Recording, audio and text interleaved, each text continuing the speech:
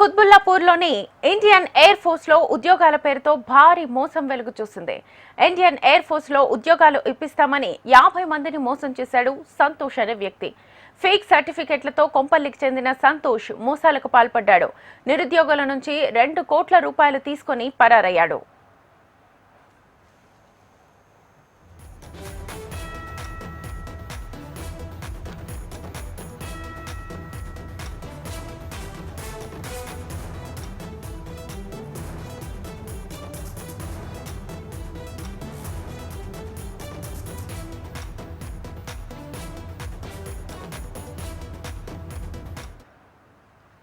Hyderabad కుత్బుల్లాపూర్లోని Indian air force లో ఉద్యోగాల పేరుతో భారీ మోసం వెలుగు చూసింది. ఇండియన్ ఎయిర్ ఫోర్స్ లో ఉద్యోగాలు ఇప్పిస్తామని 50 మందిని మోసం చేశాడు సంతోష్ అనే వ్యక్తి. ఫేక్ సర్టిఫికెట్లతో కొంపల్లికి చెందిన సంతోష్ మోసాలకు పాల్పడ్డాడు. నిరుద్యోగుల నుంచి 2 కోట్ల రూపాయలు తీసుకుని పరారయ్యాడు.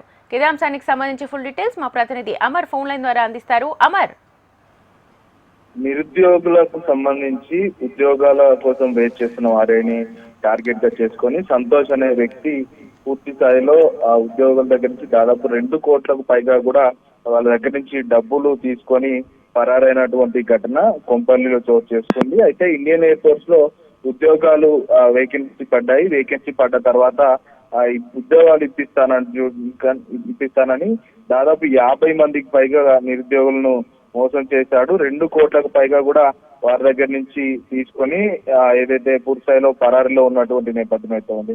నిరుద్యోగులకు సంబంధించి కూడా ఫేక్ హాల్ టికెట్స్ తో పాటు ఫేక్ సర్టిఫికేట్స్, మరోవైపు ఫేక్ రిజల్ట్స్ చూపిస్తూ కూడా ఇన్ని రోజుల వరకు మోసం చేసుకుంటూ వచ్చాడు. ఒకసారిగా మాయం కావడంతో నిరుద్యోగులంతా కూడా సంతోష్ పూర్తిగా మోసం చేశాడని కూడా కొంపెల్లోని వాళ్ళ ఏదైతే సంతోష్ నివాసం ఉంటున్నటువంటి ఆ నివాసానికి వెళ్లేందుకు పూర్తిస్థాయిలో అందరూ సిద్ధమవుతున్నారు. వాళ్ళందరూ కూడా పోలీసులకు ఫిర్యాదు చేసే అవకాశాలు అయితే కనబడుతున్నాయి. ఎందుకంటే 50 మంది నిరుద్యోగులు ఒక్కసారిగా 2 కోట్ల వరకు కూడా సంతోష్ అనే వ్యక్తి 50 మందిని మోసం చేశాడు.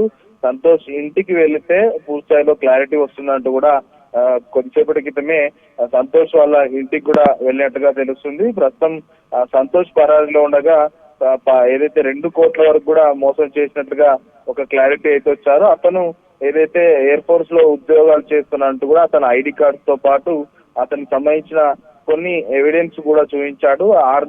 అతనికి సంబంధించి కారు స్టిక్కర్ కూడా ఆర్మీ అంటూ కూడా ఎయిర్ ఫోర్స్ అంటూ కూడా వేశాడు. మరోవైపు ఏదైతే ఏరోప్లేన్స్ తో పాటు నమ్మబలికే మాటలు ఏదైతే ఎయిర్ ఫోర్స్ లో చేస్తున్నానంటూ ఇటు ఎయిర్ హోస్ట్ ఏదైతే ఏరోప్లేన్ సంబంధించి కూడా ఫోటోలు దిగుతూ కూడా అతను వాళ్ళందరికీ కూడా ఇవన్నీ చూపిస్తూ నిరుద్యోగుల నుంచి అప్లికేషన్స్ తీసుకోవడం, ఆ తర్వాత ఒక్కొక్కరిని మోసం చేసిన ఘటన అయితే ఉదాంతం అయితే వెలుగులోకి వచ్చిందని చెప్పుకోవచ్చు. మొత్తానికి మరికొద్దిసేపట్లోనే కొంపెల్లిలోని కేతావ సంతోష్ ఇంటికి నిరుద్యోగులంతా చేరుకుంటారు. ఆందోళన చేసే అవకాశం అయితే మనకు కనబడుతుంది. Right Amar, thank you.